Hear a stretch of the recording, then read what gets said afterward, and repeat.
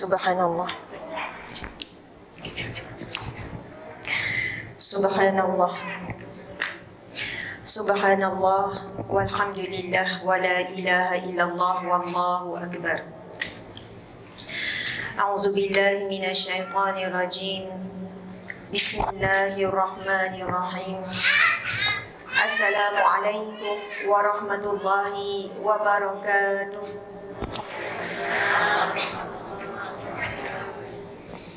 Alhamdulillah. Alhamdulillahi rabbil alamin. Hamdan lillah, salatan wa salaman ala rasulillah, sayyidina wa maulana wa habibina wa syafi'ina Muhammad ibni Abdillah wa ala alihi wa ashabihi awliyaillah. Segala pujian kita rafa'kan ke hadrat Allah Subhanahu wa ta'ala. Selawat dan salam buat Nabi Muhammad sallallahu alaihi wasallam. Dan kita telah diperdengarkan tadi satu qasidah yang begitu indah, dialungkan dengan suara yang begitu indah daripada seorang anak muda. Masya Allah. Sudah nikah belum? Belum lagi? Tengah belajar lagi? Siapa yang punya tu ya? Bukan Ahmad Albab yang punya kan?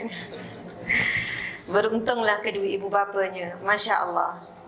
Mudah-mudahan anak-anak kita juga yang bermain di bibir adalah alunan memuji Allah, memuji Rasulullah sallallahu alaihi wasallam. Hanya Allah Tuhan yang layak dipuji, dan hanya Nabi Muhammad sallallahu alaihi wasallam manusia yang layak dipuji. Kerana pujian terhadap Nabi Muhammad ini, sebelum kita memuji Nabi Muhammad sallallahu alaihi wasallam, Allah Subhanahu wa taala sendiri yang memuji Nabi Muhammad sallallahu alaihi wasallam dengan pelbagai pujian di dalam Al-Quran. Masya Allah.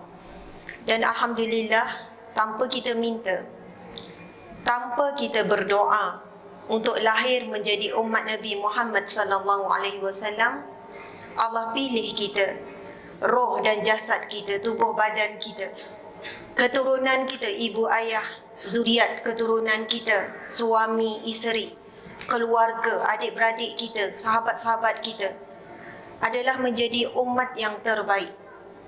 Sebagaimana yang difirmankan Allah Subhanahu wa taala, kuntum khaira ummatin ukhrijat linnas ta'muruna bil ma'ruf wa tanhauna 'anil munkar wa tu'minuna billah.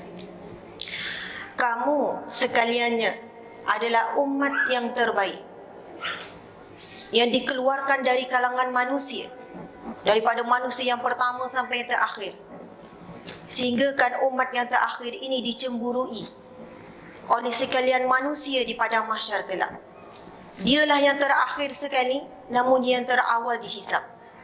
Dialah umat yang terakhir, tapi pintu syurga tidak akan dibuka, malaikat dibuka untuk Nabi Muhammad serta umatnya. Subhanallah, Allahu Akbar. Dan pelbagai lagi kelebihan dengan kita menjadi umat Nabi Muhammad sallallahu alaihi wasallam. Di sana ada banyak perbualan para nabi dengan Allah. Apabila mereka membacakan tentang pujian-pujian ataupun kelebihan satu umat yang ditulis di dalam Taurat, Zabur dan Injil, dan apabila para nabi mengharapkan itu adalah khabar tentang umat mereka, tetapi Allah menjawab ia adalah milik Muhammad. Dia adalah milik umat Nabi Muhammad sallallahu alaihi wasallam. Allahu Akbar. Masya Allah. Muslimin muslimat yang dirahmati Allah sekalian, alhamdulillah. Subhanallah, kita ada anak-anak kecil kan. Masya Allah. Tak apa ibu-ibu, kita faham. Mungkin kan kita berusaha untuk menenangkan anak kita, dan jika anak kita tak dapat nak tenang kan, mungkin kita boleh bawa untuk ambil angin, betul kan? Dukung-dukung, ambil angin. Sebab itu di setengah masjid dan surau disediakan tempat khas untuk ibu-ibu yang ada anak kan. Masya Allah. Kita tahu ibu-ibu semua nak yang terbaik, dan insya-Allah kita doakan Allah permudahkan. Alhamdulillah, Masya Allah. Muslimin muslimat yang dirahmati Allah sekalian, lain debaran saya malam ini. Di hadapan saya ini ramai orang alim, orang-orang saleh. al-mukhlisina lahuddin, orang yang ikhlas dengan agama Allah. Di kalangan yang memegang amanah sebagai menjaga rumah Allah ini. Daripada awal, daripada jauh saya tengok, ya Allah, ini bukan surau biasa. Surau telah dinaik taraf sebagai surau Jumaat dengan kawasan parking yang begitu besar. Saya percaya mereka yang berada di belakang pembinaan surau Jumaat ini, mereka yang mempunyai iltizam, semangat, kekuatan, nekat yang kuat untuk mengimarahkan rumah Allah walaupun bermula dengan surau. Masa tadi saya masuk bahagian muslimat, saya tanya EJK tu kan, yang sambut tu, katanya di sana baru bahagian tambah, ada banyak bahagian tambah-tambah. Dia kata barakah, cepat sangat Allah bagi rezeki. Saya kata biasanya cepat sangat Allah bagi ni kerana cekap dan cepat dan amanahnya mereka yang menjaga setiap sen duit yang disalurkan, yang menjadi wakaf kepada pembinaan surau masjid dan rumah Allah ini. Masya Allah. Dan sekilas pandang tu saya melihat banyak lagi kelebihan-kelebihan. Antaranya, ini sangat unik. Mungkin satu-satunya, wallahualam, saya tak pernah lagi tengok disediakan tempat wuduk dalam ruang salat. Saya tak tahulah, mungkin ada cerita itu ruang wuduk kan? Betul kan? Masya Allah. Dik, kamu kena pusing tengok. Sebab sepanjang pengalaman saya pergi masjid ataupun surau, tidak pernah saya nampak lagi ada ruang wuduk yang disediakan dalam ruang salat. Betul atau tidak? Masya Allah. Mungkin ini satu inovasi yang sangat baru. Dan bagi saya, subhanallah, hebat orang yang berfikir dan Allah beri ilham kepada orang yang benar, lalu dia melaksanakan. Mungkin peringkat awal ramai yang tak setuju. Mungkin ramai yang kata pelik, tak pernah dibuat orang dan sebagainya, tapi Allah beri ilham kepada orang yang benar. Lalu dia nekat juga buat, tetapi akhirnya sangat memudahkan. Orang yang iktikaf, batal, situ je. Orang tua, orang sakit, kan? Ada orang yang selalu masalah angin, kejap-kejap kentut, mudah saja. Subhanallah. Dan antara masalah kita kadang-kadang dah batal pun wuduk di dalam masjid, malasnya sebab jauh tempat wuduk. Dan saya sangat memuji mana-mana masjid dan surau yang memudahkan lokasi ambil wuduk, terutamanya untuk muslimat. Sebab banyak juga masjid, muslimat daripada tempat wuduk dia nak pergi kat tempat salat, dia terdedah dengan aurat. Maksudnya jauh tu jarak tu, kita lepas basuh kaki nak pakai balik stokin kan payah basah. Sebab ruang salat tu kena lalu satu ruang terbuka. Jadi saya puji sangat beberapa masjid ni, saya tak perasan mana ruang wuduk muslimat. Maksudnya dia jaga betul muslimat boleh direct ke ruang salat tanpa terdedah auratnya. InsyaAllah di sini pun begitu kan. Belakang tu, alhamdulillah, masya-Allah. Perkara-perkara begini kita boleh tengok dalam Masjidil Haram. Betul kan? Dalam Masjidil Haram ada ruang wuduk, dalam ruang salat. Jadi bukanlah perkara yang pelik. Cuma masa orang tengah solat tu kan, kena perlahan lah buka air kan. Jangan sekuat-kuatnya dan membazir juga. Nabi pesan supaya ketika walaupun ambil wuduk di sungai, jangan membazir. Air sungai mengalir dengan deras, tapi membazir itu saudaranya syaitan. Sebab itu kalau saya sendiri ambil je peluang untuk tengok anak tu buka paip kuat ke perlahan. Memang kena belajar bila ambil wuduk buka paip air yang paling perlahan kalau boleh. Air paling perlahan. Jangan perlahan sangat, lama pula orang nunggu kan. Tapi kita boleh bayang tak ketika kita ambil wuduk, kalau air sangat laju, kalaulah ditadah sementara basuh muka terkompom, mungkin dapat satu baldi. Air yang mengalir, membazir saja-saja masuk ke longkang. Sebab itu bila kita buat air perlahan, risiko membazir itu boleh dikurangkan. Dan sebenarnya setiap kali untuk anggota wuduk tu kan ada doanya. Jadi bila kita nak basuh muka, kita boleh berdoa sama ada pada lidah ataupun dalam hati, ya Allah, bangkitkanlah wajahku dengan cahaya wuduk ni.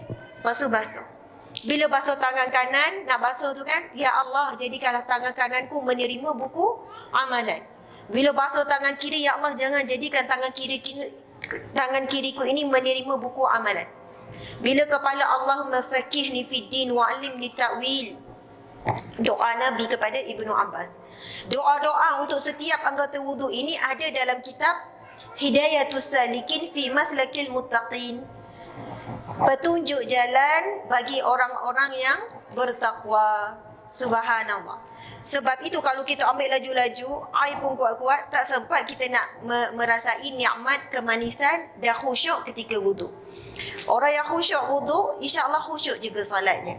Wudu adalah pembukaan kepada solat. Tapi wudu tu kan senang. Pejam mata pun boleh buat kan? Orang perempuan sambil borak. Masa tu kan selak nampak gelang.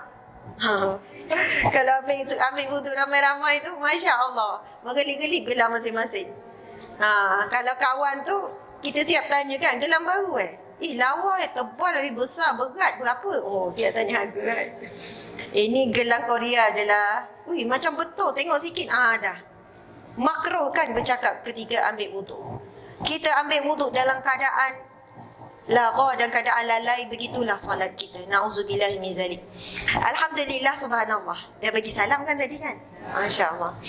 Terima kasih banyak-banyak kepada pihak penganjur, iaitu Surau Jumaat Ar-Raudah, Taman Paya Rumput Perdana Melaka. Saya pernah duduk Taman Paya Rumput Indah. Pernah duduk Melaka lebih kurang 5 tahun. 5 tahun. Lama duduk kat Ulu Gajah. Dekat Rembia Perkasa tu kan. Cheng ni biasalah. Kawasan sini adalah lalu dulu. Masa tu kan tak glamour. Ini cerita 10, 12 tahun lepas, 13 tahun lepas. Suami saya pensyarah di UniKL, Universiti Kuala Lumpur, dalam bidang chemical engineering kan. Tapi orang panggil dia ustaz. Kesian pula kan. Nasib lah sebab isteri dia ustazah, jadi orang panggil dia ustaz. Masya Allah, terima kasih banyak kepada Datuk Rais bin Haji Yassin. Datuk ada ke? Oh, okey. Nak sebut sahur, berbuka puasa, Masya Allah. Memang himpit semalam puasa Isnin kan. Lepas tu hari ini puasa Rejab ya juga, puasa Ayyamul Bayd, puasa hari putih pada pertengahan setiap bulan. Masya Allah. Jadi semalam Isnin, lepas tu Selasa, Rabu, Khamis. Jadi teruslah 4 hari. Masya Allah. Saya pun tadi tengah jalan lah, berhenti makan, buka puasa kan. Puasa hari putih ni, cari sendirilah nanti balik rumah, Google. Dah terbukti, memang para saintis, kenapa sampai Nabi berpesan kepada salah seorang sahabat Nabi, saya lupa tapi hadis yang sahih. Nabi berpesan, jangan kamu tinggalkan 3 amalan ini. Subhanallah, salah satunya adalah puasa hari putih. Nabi pesan kamu jangan tinggal puasa hari putih. Perut, subhanallah, adalah anggota badan kita, organ yang paling kuat bekerja. Tak berhenti kan? Sarapan, minum, ngunyah-ngunyah, makan tengah hari, ngunyah-ngunyah, makan petang, tak berhenti. Dan apabila perut bekerja, seluruh badan digerak untuk bekerja. Sebab apa? Dia proses, usus kena bergerak juga. Lepas tu apa? Ginjal, apa lagi? Buah pinggang, semualah. Lepas tu darah, nak alihkan apa yang kita makan. Lepas tu dah berlebihan dah pula, tenaga pun tak guna, dah jadi lemak. Dan apabila kita selalu beri tekanan kepada perut, maka anggota badan kita penat, kuranglah tumpuan untuk melakukan ibadah. Sebab itu ada kalam hukama, apabila kenyanglah perut, maka laparlah anggota badan yang lain. Maksudnya kalau perut selalu diberi rasa kenyang, tubuh badan yang lain lapar dengan hawa nafsu. Mata rasa nak rehat je, nak tengok TV, nak layan TV. Mulut rasa berat, maksudnya lapar dengan hawa nafsu mengikut anggota masing-masing. Tapi apabila laparlah perut berpuasa, maka diamlah anggota-anggota badan yang lain. Ini dalam kitab Penawar Bagi Hati memang jelaskan banyak berkenaan dengan ini. Para saintis bila buat kajian puasa hari putih, sebab apa? Pada setiap pertengahan, dan kita tahulah, kita faham bahawasanya kita kan ada 2 kalender. Kalender Masihi, Syamsiah namanya, diikut kitaran matahari. Sebenarnya kita punya kalender adalah kalender Hijri itu kan, dipanggil kalender Qamari kan, Qamariyah, mengikut kitaran bulan. Jadi bila bulan mengambang, pada waktu yang sama perut kita menghasilkan pelbagai asidnya macam-macam lah dihasilkan. Dan apabila kita berpuasa pada 3 hari ini, seolahnya badan kita sedang diproses balik untuk mana yang tak stabil, mana yang tak natural, mana yang asid lebih. Dia akan memberikan kesihatan yang sangat bagus, fizikal, mental, emosi, dan badan kita pun. Tapi kita tak dengar lah, dia bersorak hore. Sebab boleh rehat sebulan 3 hari betul-betul. Dia beza puasa Isnin Khamis dia selang. Isnin memanglah kita puasa. Hari Selasa mengketa darah. Kenapa kan? Makan. Rabu makan. Kami puasa. Tapi bila 3 hari betul-betul, masuk hari kedua, oh perut betul-betul rasa rehat. Masya Allah. Jadi insya Allah kita kuat. Bila Nabi pesan kepada sahabat Nabi ini, dan ini adalah hadis yang sahih, 3 amalan Nabi kata jangan kamu tinggalkan. Salah satunya adalah puasa hari putih. Tak apalah hari ni kalau tak puasa, esok boleh. Lepas tu sambung terus lusa. Bukan kata kalau macam tu tunggu bulan depan lah. Itulah sifat syaitan. Dia bukan bisik jangan, dia bisik tangguh je. Orang baik-baik macam tuan-puan sekalian muslimin-muslimat ni, syaitan bukan bisik janganlah sedekah je. Dia tangguh je. Tak apalah tunggu hari Jumaat lah. Hari ni ada orang minta infak. Tak apalah kan afdal. Syaitan bisik tangguh sampai kita tak buat. Sampai kita lupa. Tangguh sampailah mati nak buat kebaikan. Ada orang sepanjang umur dia tak pernah puasa hari putih. Jadi insya-Allah kalau betul kita cintakan Allah, cintakan Rasulullah, seumur hidup buatlah sekali sekurang-kurangnya insya-Allah. Alhamdulillah, terima kasih pada Datuk Rais Esko Teknologi dan Pendidikan Merangkap Adun Paya Rumput. Seterusnya terima kasih kepada Tuan Abdul Razak bin Muhammad Atan, Pengurus Bank Rakyat Cawangan Air Keruh. Ada ya?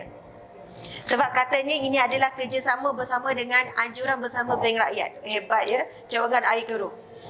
Seterusnya Datuk Wira Haji Yasin bin Haji Sharif, Pengerusi Masjid Al-Salihin Paya Rumput Melaka. Paya Rumput Melaka, nak sebut indah tu kan? Ada ya. Seterusnya Tuan Haji Nasir bin Bakari, Pengerusi Surau Jumaat Al-Raudah.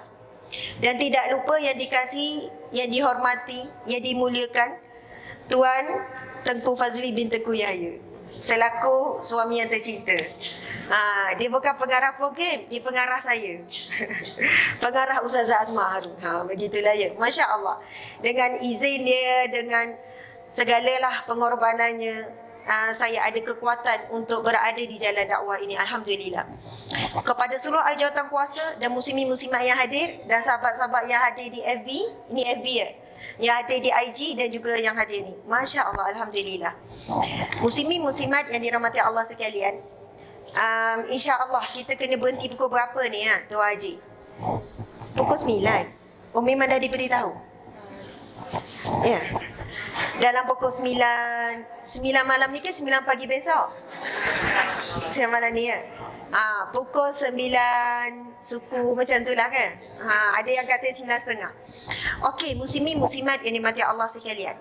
Tajuk kita pada hari ini ialah fitnah membawa kemusnahan. Fitnah membawa kemusnahan. Ini tajuk yang berat.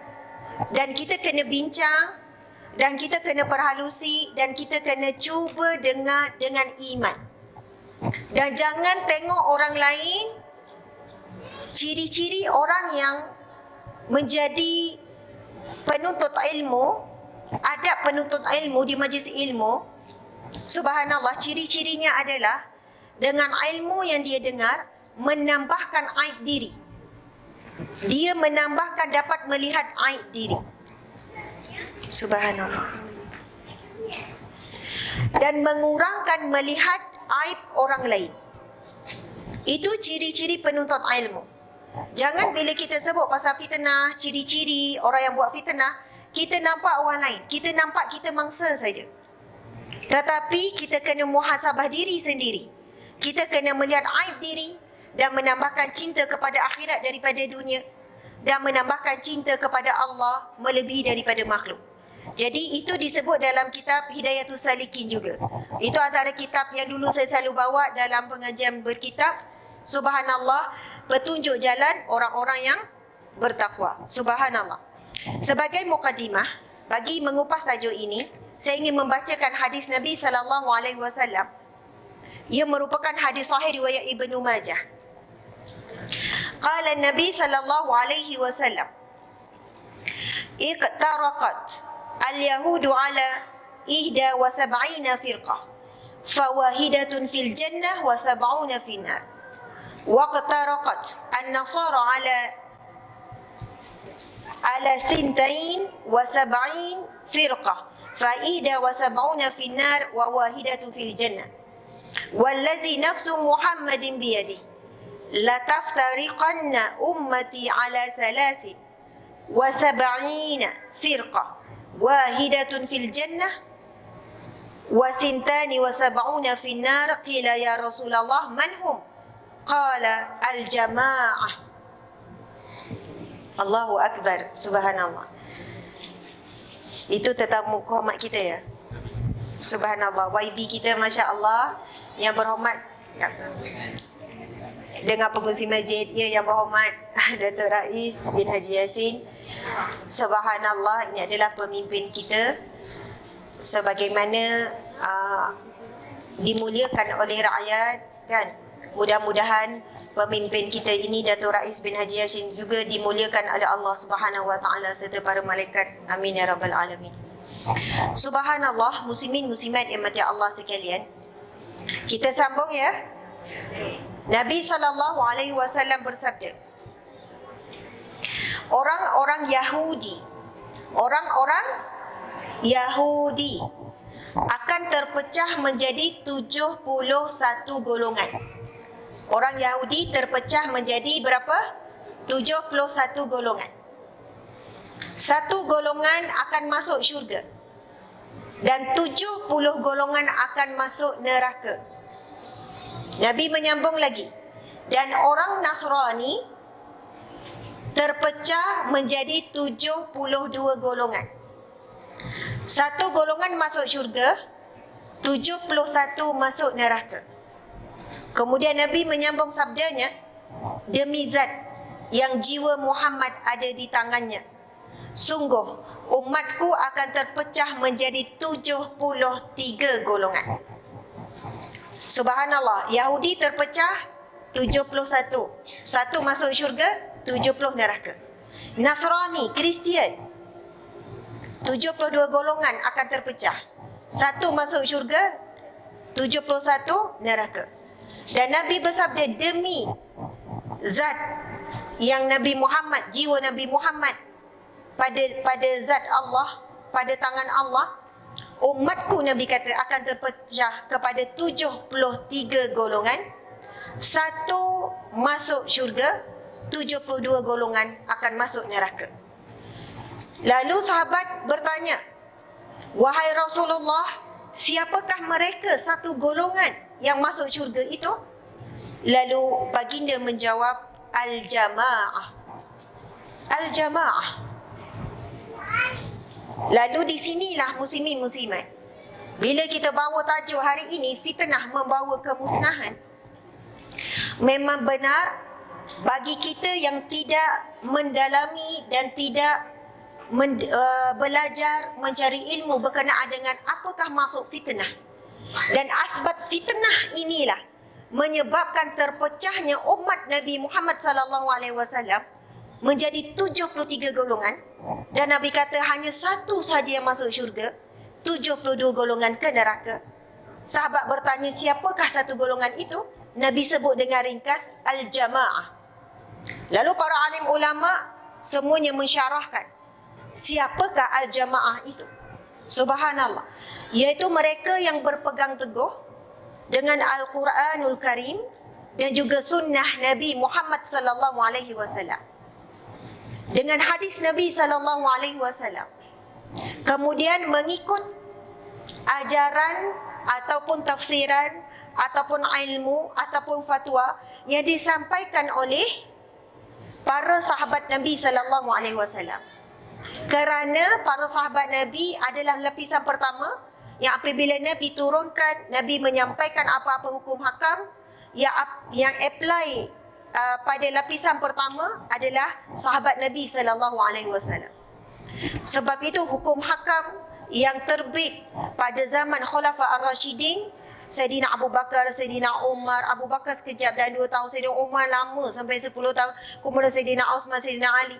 Kemudian dituruti selepas itu at-tabi'in, para salafus saleh, dan tinggal pada hari ini adalah alim ulama. Masya Allah, Allahu Akbar.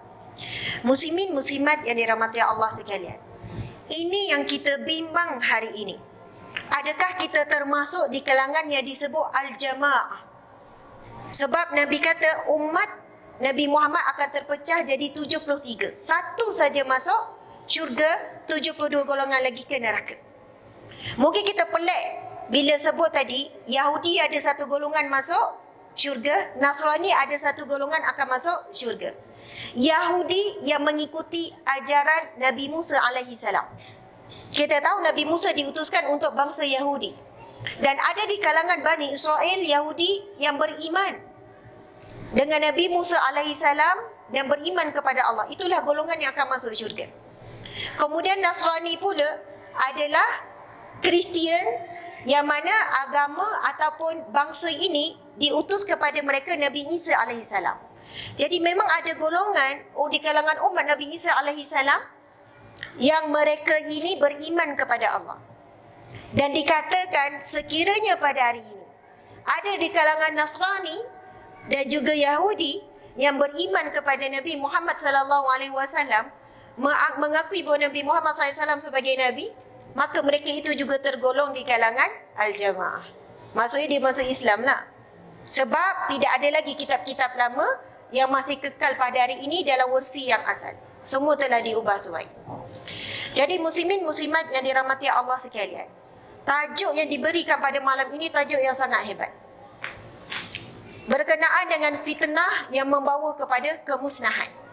Dan inilah punca utama berpecahnya umat Nabi Muhammad sallallahu alaihi wasallam menjadi kepada 73 golongan yang menyebabkan umat akhir zaman kita ini sukar untuk membezakan mana yang benar, mana yang batil. Kadang-kadang yang benar dan batil itu bercampur aduk.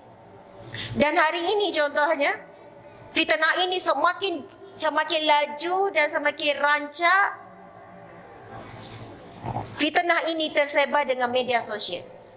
Bila saya baca beberapa buku, beberapa kitab, beberapa penulisan jurnal-jurnal, contohnya Titian Akhir Zaman, Dosa-dosa Akhir Zaman, himpunan yang ditulis oleh para pensyarah UIE, saya terlibat sama. Dan mereka menuliskan topik khas berkenaan betapa besarnya dan sebesar-besar ruang dosa umat akhir zaman adalah dosa media sosial. Tapi kita tak boleh tinggalkan media sosial. Contoh kita kata, okey, kita tak boleh ni, kita kena tutup akaun kita masing-masing. Semua tutup, orang baik-baik semua tutup. Penceramah pendakwah pun tutup. Sebab fitnah teruk sangat. Sama-sama pendakwah. Dua golongan yang paling kuat, yang paling berat menghadapi ujian fitnah adalah yang pertama di kalangan al-umara, para pemimpin. Yang kedua al-ulama, para alim ulama. Dua golongan ini paling dahsyat dan paling teruk memberi kesan kepada ummah. Betul atau tidak? Tak perlu nak nuduh kepada Yahudi Nasrani. Tak perlu nak nuduh sekian-sekian. Umat Islam menjatuhkan umat Islam hari ini. Pemimpin yang beriman yang saleh difitnah sehingga dikatakan itu bukan pemimpin yang benar. Pemimpin yang membawa taghut, yang membawa kerosakan kepada ummah, yang bersekongkol dengan para musuh agama Allah, tetapi dengan kemanisan dan mungkin dengan tawaran, dengan bagaimana liciknya mengaburi mata umat, akhirnya diangkat dan disanjung. Begitu juga alim ulama hari ini memang disebut dalam satu hadis yang lain. Subhanallah, Nabi sallallahu alaihi wasallam bersabda, Allahumma la yudrikni zamanun aw la tudriku zamanan la yutba'u fihi al-alim wa la yustaha fihi min al-halim qulubuhum qulubul a'ajim wa alsinatuhum alsinatul arab. Nabi sallallahu alaihi wasallam bersabda, Ya Allah, janganlah kau temukan aku dan mudah-mudahan kamu wahai para sahabat tidak bertemu dengan suatu zaman yang mana para alim ulama sudah tidak diikuti lagi, dan orang yang penyantun, orang yang akhlaknya baik, orang yang baik tidak disegani dan dihormati lagi. Hati mereka seperti hati orang ajam pada fasiknya, lidah mereka seperti lidah orang Arab pada fasihnya. Hadis riwayat Ahmad, hadis hasan. Para ulama apabila menafsirkan hadis ini menyebutkan makna hati mereka seperti hati orang ajam adalah kiasan untuk menggambarkan lunturnya akhlak mulia daripada diri mereka. Hati mereka sudah dipenuhi sifat buruk dan tercela seperti munafik, riak, takabur. Adapun yang dimaksud lisan mereka seperti lidah orang Arab adalah untuk menggambarkan perilaku buruk yang mewarnai sikap mereka seperti sikap memfasih-fasihkan, pandai bertutur kata, meremehkan orang lain dan dengan bertutur kata, menggunakan ungkapan yang mengesankan supaya orang kagum dengan ilmu dan merumitkan pembicaraannya. Subhanallah, Allahu Akbar. Muslimin, muslimat yang dirahmati Allah sekalian, Masya Allah, saya memilih penulisan dalam Bayan Linnas siri ke-182 daripada Pejabat Mufti Wilayah Persekutuan bagi membahaskan tajuk kita pada malam ini, iaitu fitnah membawa kemusnahan. Bayan Linnas siri ke-182 yang membawakan tajuk bahaya fitnah. Yang pertama, muslimin muslimat, kita kena faham dulu apakah maksud fitnah.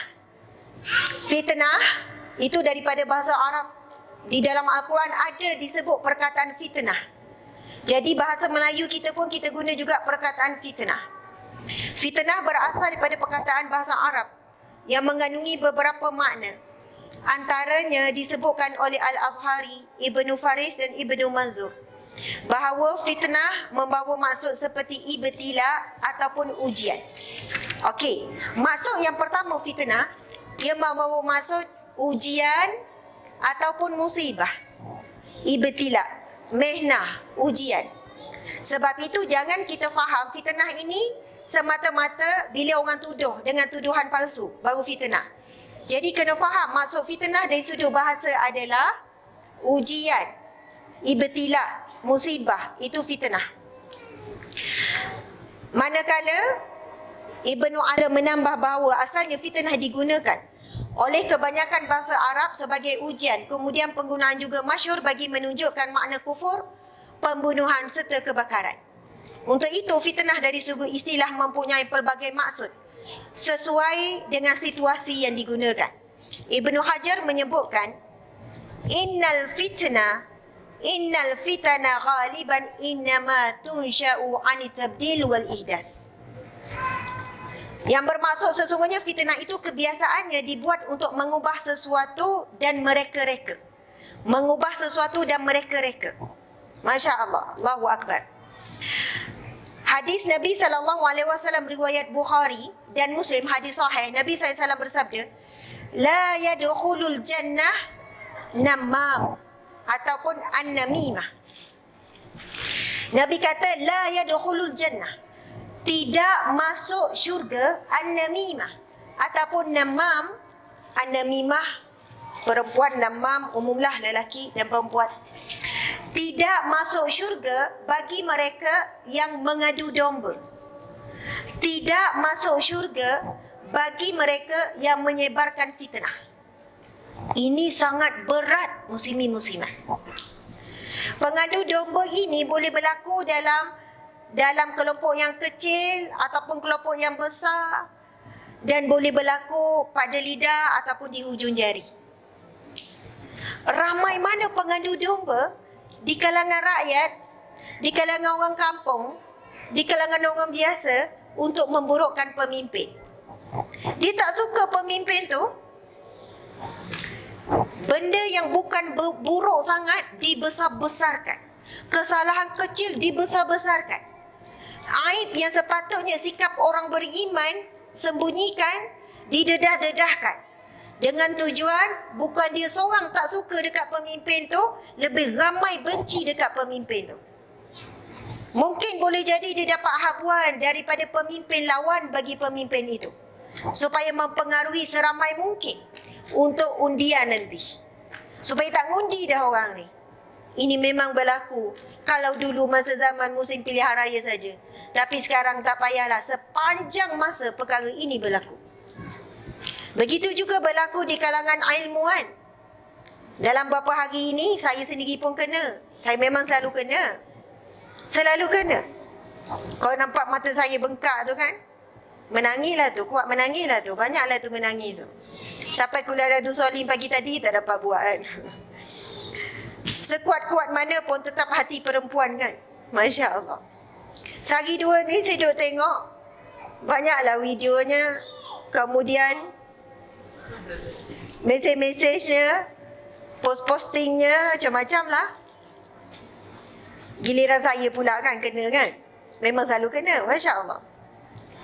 Berkaitan dengan salah satu nama Allah Asmaul Husna, Ya Bari. Saya selalu sebut dengan sebutan yang tepat, Ya Bari, iaitu Hamzah. Ya, Hamzah, bukan Kaf. Bahkan dalam banyak ceramah dan kuliah, saya betulkan. Saya kata ejaan Kaf tu, Ya Barik, itu salah. Yang betul adalah Ya Bariun. Maksudnya Ya Bari. Boleh baca dalam, tengoklah dalam senarai nama Allah Asmaul Husna. Sebagian ulama menafsir dan menterjemahkan maksud Ya Bari, Allah yang maha menciptakan kehidupan makhluk. Itu di antara maksud yang tepat bagi nama Allah Ya Bari. Allah yang maha menciptakan kehidupan makhluk. Ya Khaliq, Allah yang maha menciptakan. Penciptaan, Allah yang menciptakan. Selain daripada menciptakan makhluk, Allah juga menciptakan kehidupan makhluk itu. Bagaimana kehidupan lembu, bagaimana kehidupan anjing, bagaimana kehidupan kera, bagaimana kehidupan di alam ni. Setiap makhluk ada kehidupannya. Subhanallah. Lepas tu macam-macam lah ya. Akhirnya banyaklah pihak. Ustazah Asma sesat dan menyesatkan ramai orang. Lepas tu saya tengoklah komen, caci, maki, hamu, bla bla bla bla macam-macam.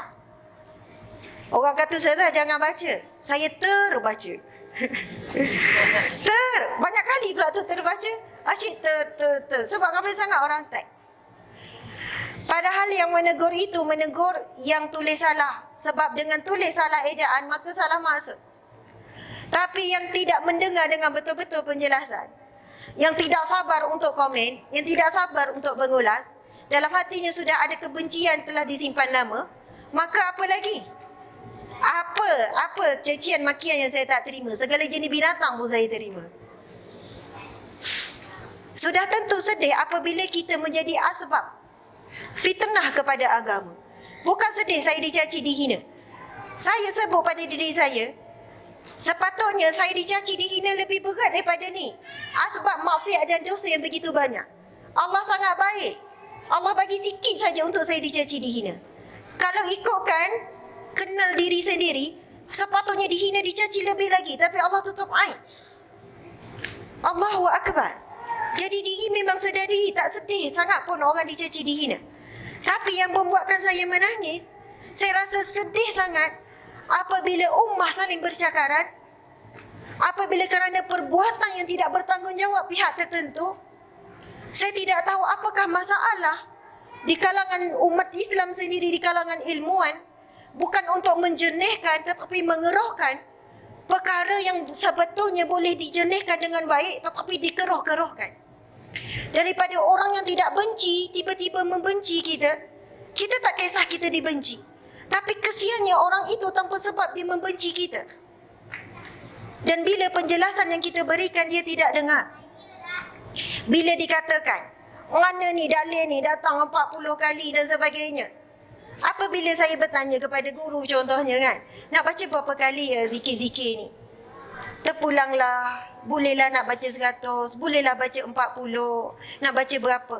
Sebab tidak ada larangan dalam mana-mana hadis Nabi untuk menetapkan berapa jumlah zikir yang kita nak baca. Okey, ramai yang tanya, nanti nak exam anak ni kan, nak baca doa apa ya? Kan kita bagilah, okey baca doa ni, zikir ni.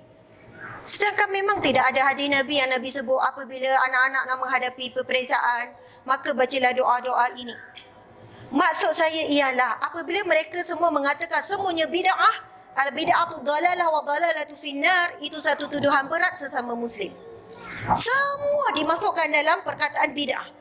Sedangkan alim ulama syarah berkenaan dengan kalimah bid'ah di dalam hadis Nabi itu dengan syarah yang begitu banyak.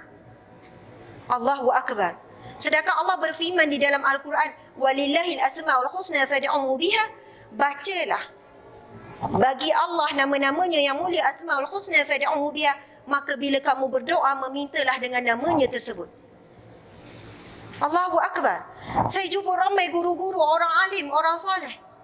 Bila tanya untuk anak, apakah doa supaya anak ni hati lembut? Dia kata, Ustazah, banyakkan baca Ya Rauf, Ya Halim. Mesti kita nak tanya berapa kali. Itu kan normal. Ada guru bagi tahu 40. Kenapa 40 kali? 40 kali ni kalau kita melazimi 40 hari kita buat ibadah. Ada ulama, ada guru mengatakan begitu. 40 tu ada sebab dia. Kalau 40 hari boleh istiqamah dengan satu amalan, insya-Allah istiqamahlah sampai mati. Kalau baru istiqamah 2 minggu, mungkin tak kuat lagi untuk ni. Bertahan sabar sampai 40 hari, insya-Allah jadi satu rutin yang kekal. Jadi ada setengah guru terus sebut, beramalah 40 kali. Ada yang terpulanglah 1 kali. Dan kalau guru bagi 1000 kali, kita tak boleh terima kan? Allahu Akbar, subhanallah. Sebab itu bila saya baca kitab berkenaan dengan Asmaul Husna, kitab-kitab yang muktabar, bagaimana kita nak beramal dengan nama Allah Asmaul Husna, kerana disebut dalam hadis Nabi SAW, Inna lillah tis'atun wa tis'ina isman mi'atan illa wahidan man ahsaha dakhala jannah. Nabi kata bagi Allah, di sisi Allah Nabi kata ada 99 nama, 100 kurang 1.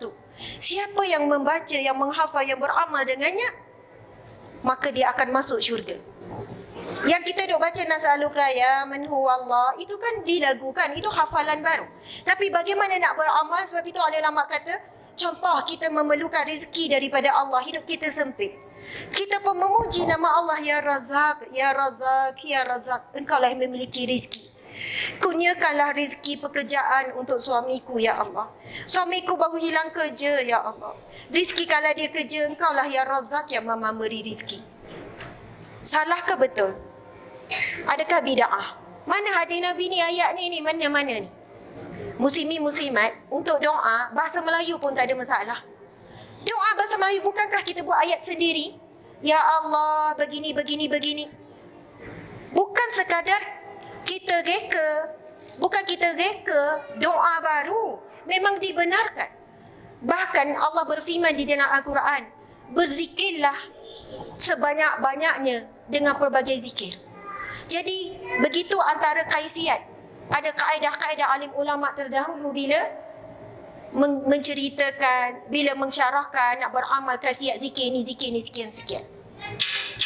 Jadi Allahu Akbar, muslimin muslimat. Sebab itu bila saya bagi tahu suami, saya menangis-menangis. Saya kata bukan sebab saya rasa saya dihina, dicaci, tak apa. Tapi kasihan.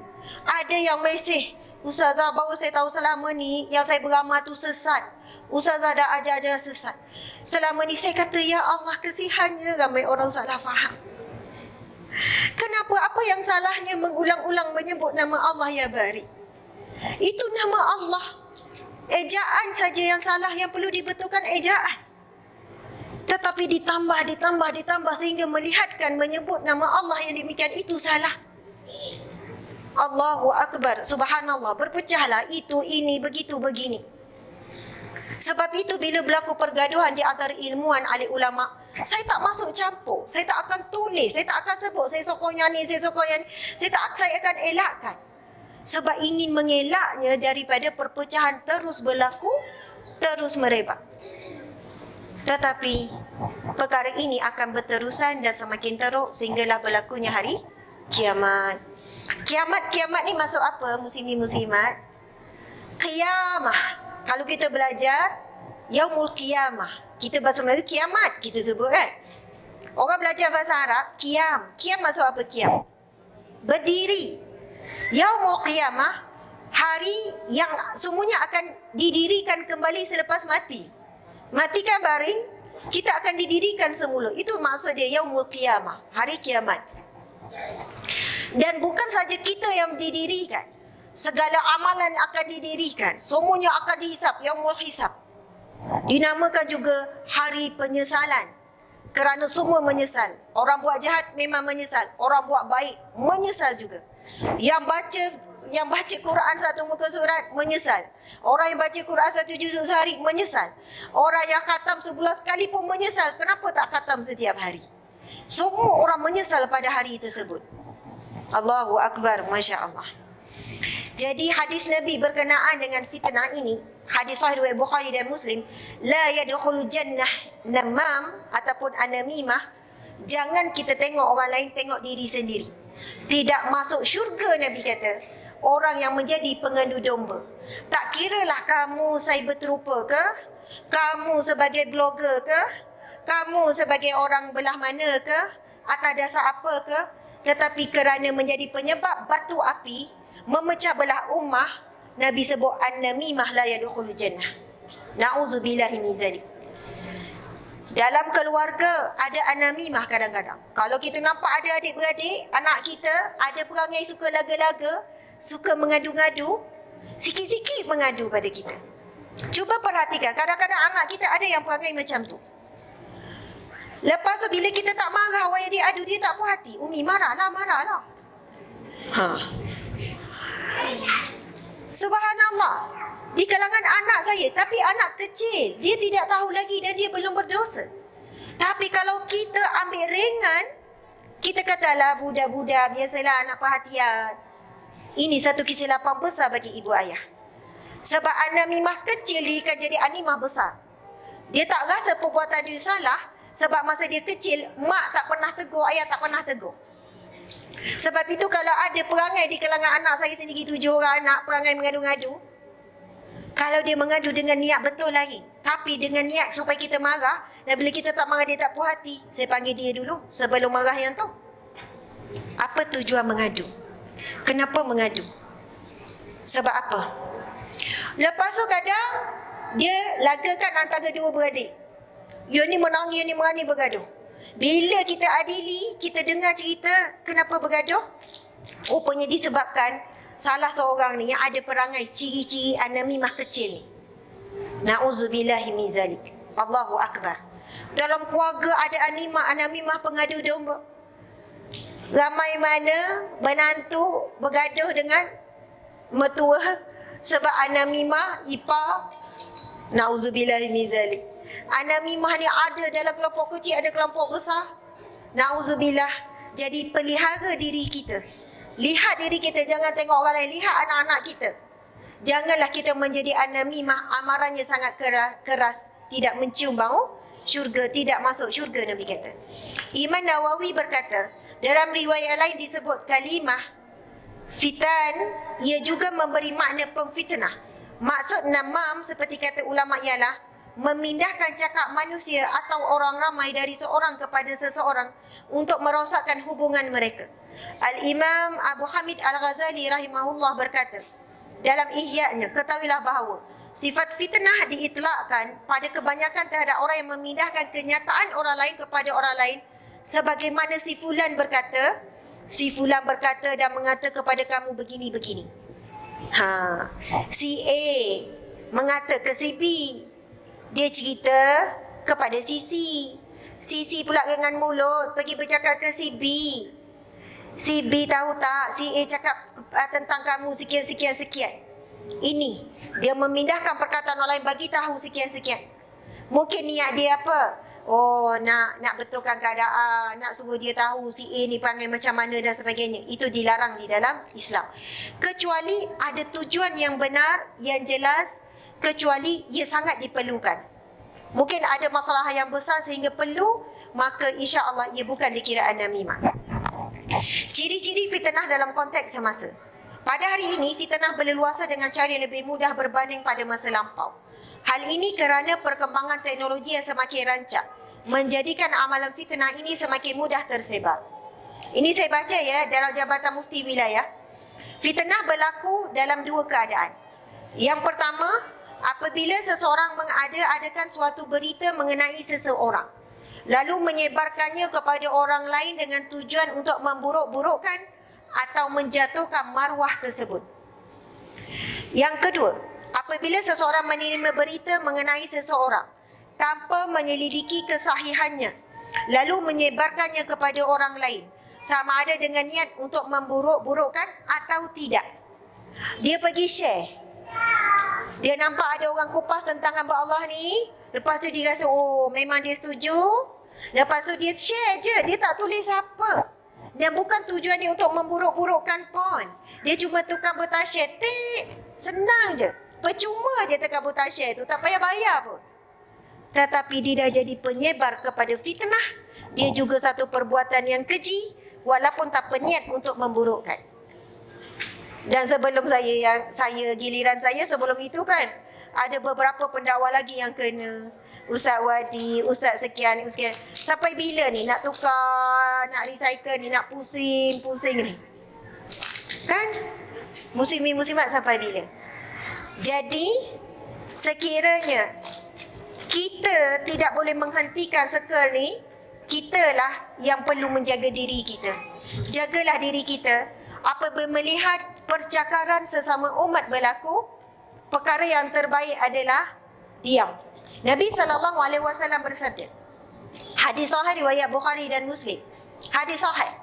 Nabi bersabda, "Man kana yu'minu billahi wal yaumil akhir falyukrim dhaifuhu." Siapa yang beriman kepada Allah dan hari akhirat, beriman bahawasanya wujudnya syurga, neraka, beriman wujudnya balasan, beriman semuanya lah pada hari akhirat dan beriman kepada Allah, maka jangan dia adalah orang yang memuliakan tetamunya. Man kana yu'minu billahi wal yaumil akhir falyukrim jarahu. Sambungan hadis ya. Nabi sebut, barang siapa yang beriman kepada Allah dan hari akhirat, maka dia adalah orang yang memuliakan jirannya. Dan Nabi sambung lagi hadis ini sampai akhir, man kana yu'minu billahi wal yaumil akhir. Barang siapa yang beriman kepada Allah dan hari akhirat, falyakul khaira aw liyasmut. Nabi sebut, orang yang beriman kepada Allah dan hari akhirat adalah mereka yang berkata-kata dengan kata-kata yang baik ataupun diam. Jadi, kalau kita boleh berkata-kata dan menulis yang baik untuk menjernihkan keadaan, maka lebih baik tulis. Bagi orang yang bila diberi penjelasan akan menjernihkan baginya dan kewajipan baginya untuk berkata-kata. Sebab diam orang saleh, diam orang yang benar, diam orang yang boleh menjernihkan, disebutkan di kalangan ulama, di kalangan hukama, dibimbangi itu adalah sifat syaitan yang membisu. Bagi orang yang boleh berkata-kata, maksudnya dan kata-kata dia didengar dan dia tahu kebenaran, tapi dia memilih untuk diam sebab menjaga kepentingan dirinya, maka itu adalah satu perbuatan yang dilarang. Jika dia didengar, dia ada jawatan, dia ada peranan dan dia tahu kebenaran dan dengan tujuan menjernihkan, maka itu adalah satu jihad, itu adalah satu perkara yang besar bila dia lakukan. Tapi bila kita tidak mampu untuk berkata yang baik, kita pun tak tahu nak tulis macam mana, kita pun sekian-sekian, maka kita memilih diam. Sebab itu umat akhir zaman yang selamat adalah orang yang selamat lidahnya. Tapi sekarang bukan lidah dah bercakap, tangan kan, daripada menyakiti saudaranya. Itu yang Nabi sebut. Nabi sebut antara yang sebaik-baik mukmin yang sebenar adalah yang mana saudaranya selamat daripada kejahatan lidahnya. Allahu Akbar. Dan Nabi sebut seburuk-buruk manusia, sampai manusia ni bila tengok dia dah takut. Itulah manusia yang seburuk-buruk. Yang mana kalau manusia tengok je daripada jauh ataupun tengok je FB, dia takut nak baca.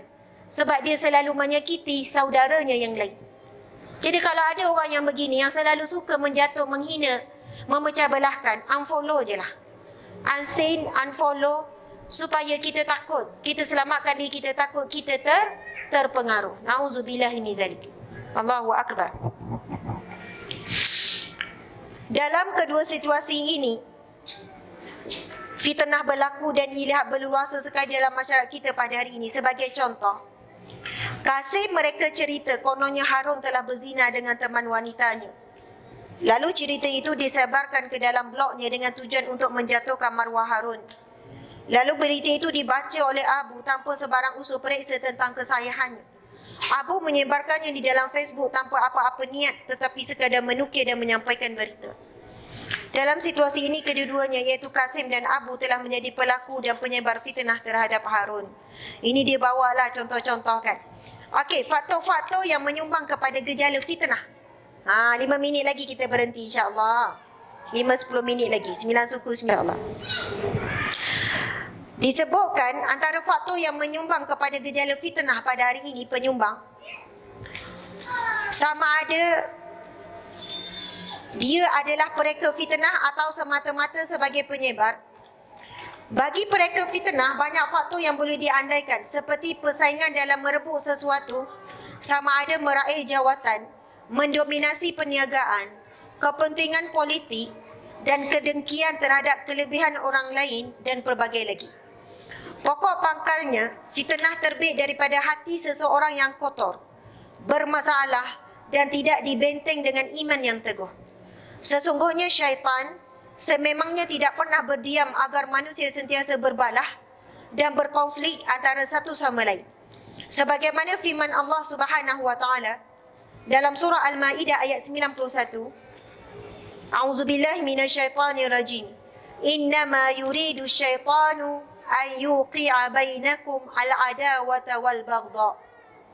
Yang bermaksud, sesungguhnya syaitan itu hanyalah mahu berkehendak, mahu menimbulkan permusuhan dan kebencian di antara kamu.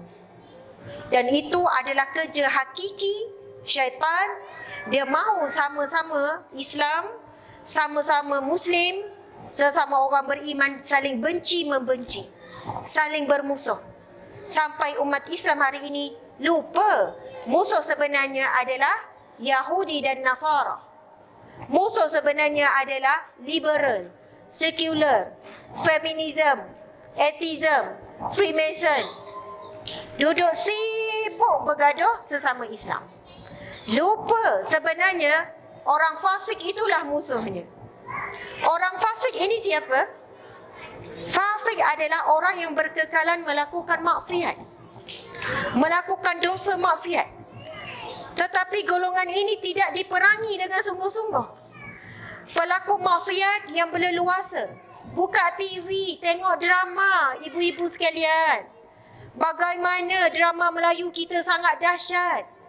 Peluk lelaki perempuan, bergurau senda lelaki perempuan. Bukan suami isteri, buat adegan suami isteri. Pakaian seksi, wanita Islam kita drama. Pakai singkat nampak lutut atas lutut. Pakai nampak semua, ya Allah, na'udzubillahi min zalik. Saya dah lama dah potong TV ni, dah lama. Bagaimana ya dalam rumah kita, anak-anak kita tengok maksiat di hadapan mata. Walaupun itu drama, tapi lama-lama anak kita bila tengok benda tu betul-betul di luar, dia orang tak rasa apa-apa. Sebab dah biasa tengok kat rumah, tengok drama, peluk, cium itu ini. Bila dia tengok di luar, anak kita selamba je tengok. Oh, perempuan dedak aurat.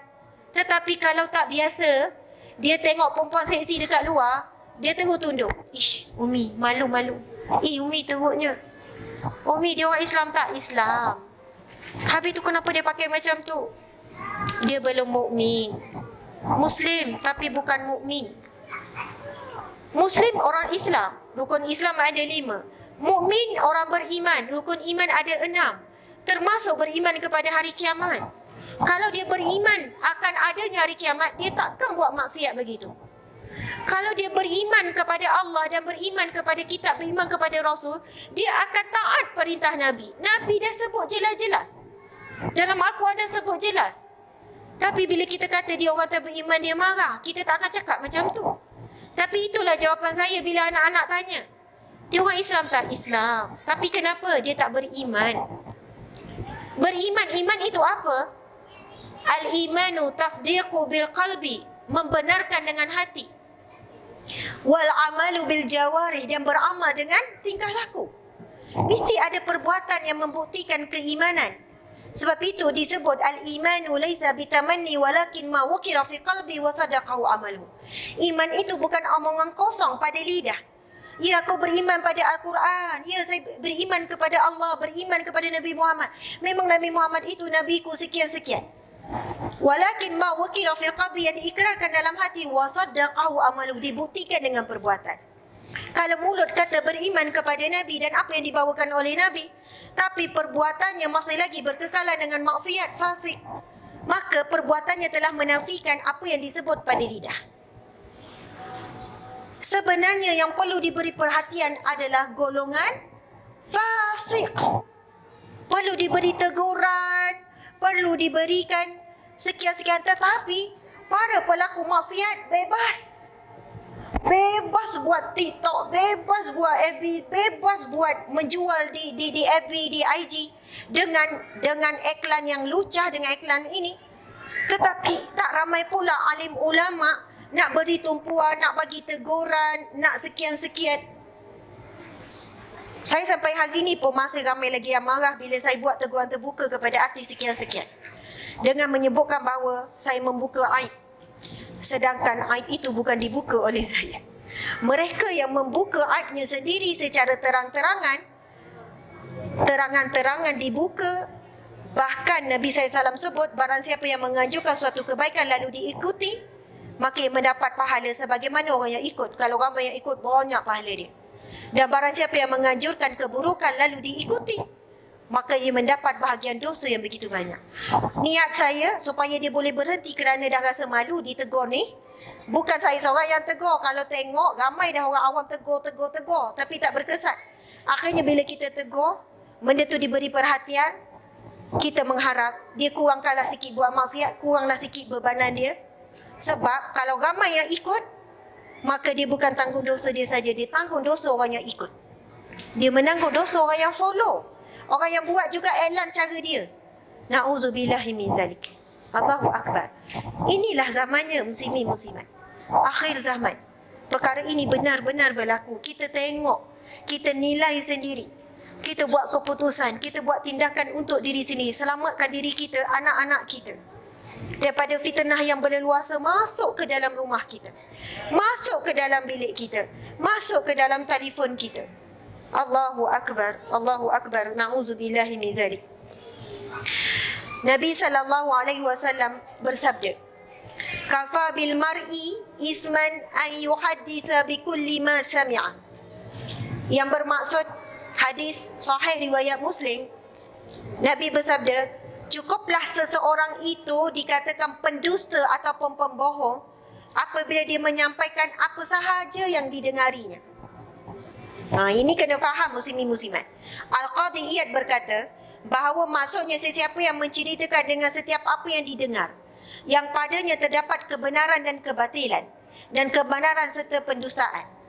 Nabi kata cukuplah seseorang dikatakan pendusta apabila dia ni menyampaikan apa saja yang didengar. Apa yang dia dengar dia sampaikan, apa yang dia baca dia share, apa yang dia baca dia tulis, apa yang berlaku dia komen. Dia komen tanpa usul periksa, tanpa tunggu, tanpa sabar, tak sabar-sabar. Hari ni kita boleh tengok manusia berlumba-lumba buat kejahatan. Tak menyempat-nyempat, tak sabar-sabar nak komen, nak kritik, nak itu. Tak bagi masa dulu, tengok sehari, tengok 2 hari. Bila saya dengar isu berkaitan dengan ni, saya bagi tahu, tengok dulu penjelasan dia. Dengar dulu. Sama ada pihak yang bukan pihak A ataupun pihak B. Dua-dua tabayun. Tapi jangan kita jadi, sebab kita ni adalah kumpulan A, kumpulan A je kita tabayun. Bila datang berkenaan dengan kumpulan B, kita tak tabayun. Itu satu perbuatan yang, satu akhlak yang buruk juga. Maksudnya, walaupun datang sesuatu perkara daripada kumpulan B yang kita tak suka sekalipun, pun wajib tabayun. Sebab itu kalau tak boleh nak cakap yang betul, cakap yang baik, maka diam. Oh, bila kumpulan kita kan main tabayun. Bila kumpulan yang kita tak suka, tak ada tabayun. Terus share saja. Terus buat caption pendek, sebar lagi. Na'udzubillah min zalik. Ini zaman fitnah muslimin muslimat. Kena hati-hati. Masya Allah. Dan sebagai penutup, kita nak tengok satu hadis Nabi SAW. Balasan bagi orang yang membuat fitnah. Balasan bagi orang yang membuat fitnah. Masya Allah, tak apa. Nak abidah pun. Okey. Balasan bagi orang yang membuat fitnah. Di dalam Al-Quran, Allah Subhanahu Wa Taala. Allah Subhanahu Wa Taala berfirman dalam surah An-Nur berkaitan balasan bagi orang yang suka membuat fitnah. Surah An-Nur ayat yang ke-19. A'udzubillahi minasyaitanirrajim. Innal ladzina yuhibbuna an tashi'al fahishah fil ladzina amanu lahum azabun alimun fid dunya wal akhirah. Wallahu ya'lamu wa antum la ta'lamun. Sadaqallahul azim. Yang bermaksud, sesungguhnya orang-orang yang suka menghebahkan tuduhan-tuduhan buruk dalam kalangan orang-orang yang beriman, mereka akan beroleh azab seksa yang tidak terperi sakitnya di dunia dan juga di akhirat. Dan ingatlah, Allah Maha mengetahui segala perkara sedang kamu tidak mengetahui perkara yang demikian. Allahu Akbar. Wahai mukminin mukminat sekalian, di hadapan saya ini bukan hanya muslim tetapi mukmin. Mudah-mudahan kita juga adalah al-muttaqin. Muslim, mukmin, muttaqin, orang yang bertakwa. Insya-Allah kita naik lagi pangkat muhsinin, orang-orang baik, orang yang selalu buat baik. Dari segi lidahnya, perbuatannya, tingkah lakunya baik. Naik lagi pangkat muqarrabin, orang yang dekat dengan Allah. Janganlah kekal jadi muslim saja, sebab banyak muslim akan dicampak ke dalam neraka. Ramai muslim dicampak ke dalam neraka. Apabila timbangan amal maksiat dosanya berat, maka ke neraka dulu diazab. Diazab tak tahu berapa lama seksa, sehingga habis dosa-dosanya, barulah masuk syurga. Takkan kita nak, kita masih lagi tak nak naik kedudukan jadi orang mukmin. Orang mukmin, orang yang beriman, naik lagi kan, orang yang muhsinin, orang yang muqarrabin, orang yang muttaqin. Allahu Akbar. Allah berfirman, sesungguhnya orang-orang yang suka menghebahkan tuduhan-tuduhan yang buruk dalam kalangan orang-orang yang beriman, mereka akan beroleh azab seksa yang tidak terperi sakitnya di dunia dan di akhirat. Allah akan berikan azab bukan saja di akhirat, dunia lagi dia dah dapat azab. Azab yang pertama bagi penyebar fitnah ataupun yang suka buat kerja adu domba ni, yang suka pecah belah ni, di kalangan ahli keluarga ke, kawan-kawan ke, ummah ke, azab yang pertama adalah baginya Allah tarik ketenangan jiwa. Hati orang yang melakukan perbuatan-perbuatan ni, hatinya tidak tenang. Bila hati tidak tenang, sudah tentu dia tidak akan boleh khusyuk dan menikmati manisnya ibadah. Kemudian dia tidak boleh menikmati hakikat bahagia. Na'udzubillahi min zalik. Sebab itu, tenang lebih utama daripada bahagia. Tenang lebih utama daripada kenyang. Tenang lebih utama daripada kaya. Tenang lebih utama daripada cantik, handsome. Sampai disebut di dalam Al-Quran, Masya Allah, jiwa yang tenang ni kan, ini ciri-ciri ahli syurga. Bismillahirrahmanirrahim. Ya ayyatuhan nafsul mutmainnah, wahai jiwa yang tenang, irji'i ila rabbiki radiyatan mardiyah, kembalilah kepada Tuhanmu dalam keadaan kau redha dan kau diredai oleh Allah. Fadkhuli fi ibadi wadkhuli jannati, masuklah di dalam kalangan hamba-hambaku yang soleh dan masuklah ke dalam syurgaku. Orang yang tenang adalah ciri-ciri ahli syurga.